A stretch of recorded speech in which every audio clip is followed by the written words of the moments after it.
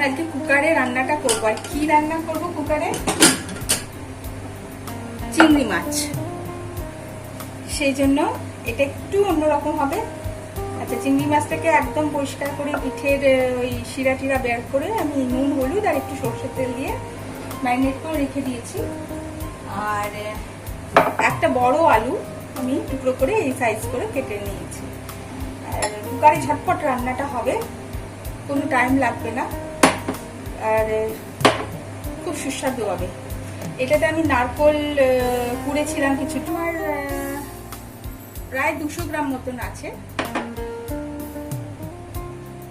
আর এর মধ্যে আমি দেবো 1 চামচ জিরে, 1 চামচ ধনের গুঁড়ো, 4-5টা রসুনের কোয়া দিয়ে দিলাম, কারণ পেশা হবে, এতে খুব একটা মুখ করে কাটার দরকার নেই।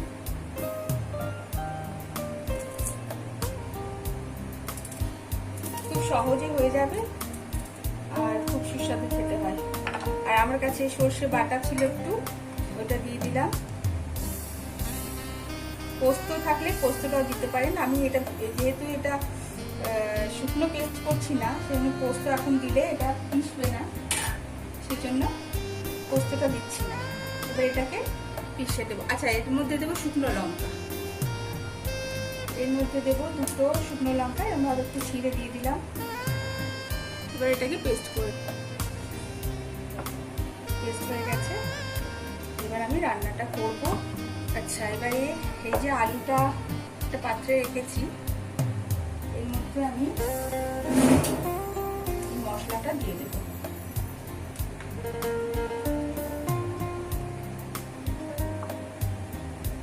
দিলাম, এতে আমি চিংড়ি মাছটাও দিয়ে দিলাম।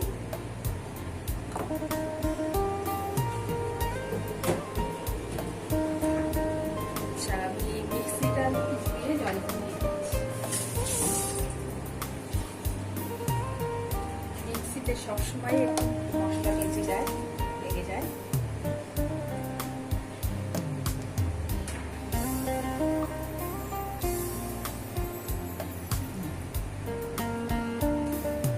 একটুখানি নুন আমি চিংড়ি মাছে দিয়েছিলাম, নুনটা কম হলেও ক্ষতি নেই।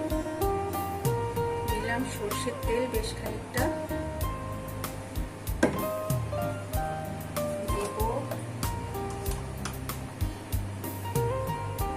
একটু হলুদ, একটু কাশ্মীরি লঙ্কার গুঁড়ো রঙের জন্য, আর একটু গরম মশলার গুঁড়ো রাখা ছিল, সেটা একটু সামান্য দিয়ে দিলাম, বেশি দেবো না। এটাকে সুন্দর করে মেখে নেব।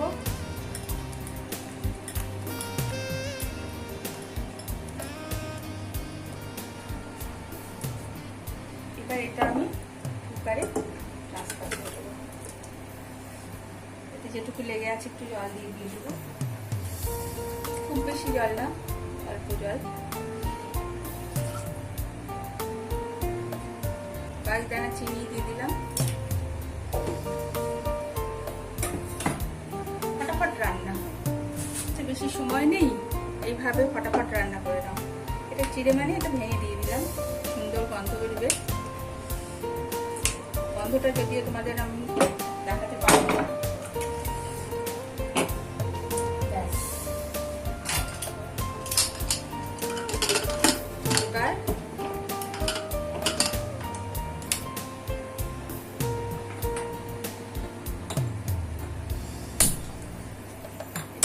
মিডিয়াম ফ্লেমে আমি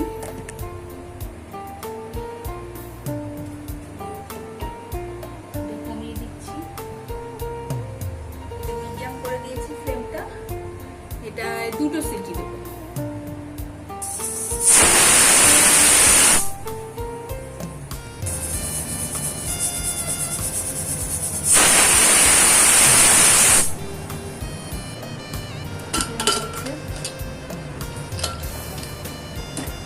দারুণ রং হচ্ছে।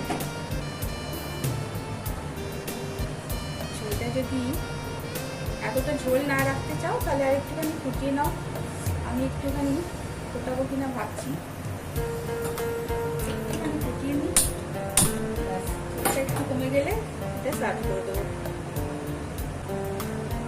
ব্যাস রেডি, গরম গরম ভাতের সাথে চিংড়ি মাছ আর আলু দিয়ে কুকারে তৈরি মালাইকারি।